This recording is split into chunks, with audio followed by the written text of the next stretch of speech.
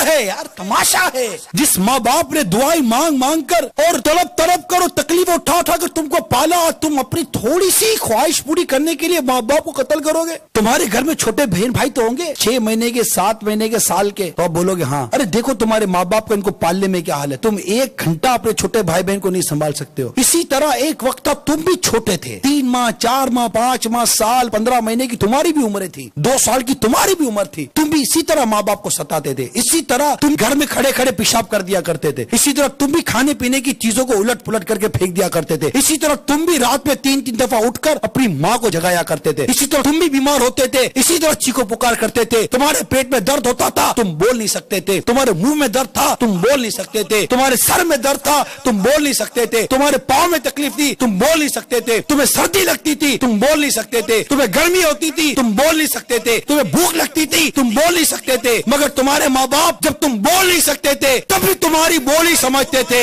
आज जब तुम बोलते हो तो माँ बाप को बोलते हो तुम हमारी बात समझते नहीं। अरे तुम्हारा माँ बाप उस वक्त तुम्हारी बात समझते थे जब तुम बोल नहीं सकते थे। आज जब तुम बोल सकते हो तो क्या तुम्हारे माँ बाप तुम्हारी बात समझते नहीं होंगे?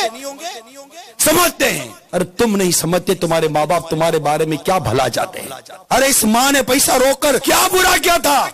अपने माँ बाप की कदर करना सीखो, अपने माँ बाप का अदब और एहतराम करना सीखो। अगर माँ बाप को नाराज करके मर गए, यकीन मानो मर जाओगे। माँ बाप को सताने की ऐसी सजा है, किताबों में लिखा है कि कई गुनाह जिनकी सजा अल्लाह ताला क़यामत के दिन के लिए उठा रखता है, मगर माँ बाप को सताने की सजा, माँ बाप को नाराज करने की सजा ऐसी है कि अल्लाह ताला आखिरत में तो देता ही देता है, दुनिया में भी इसकी सजा के नजारे नजर आते हैं। तबाह बर्बाद हो जाते हैं माँ बाप को सताने वाले।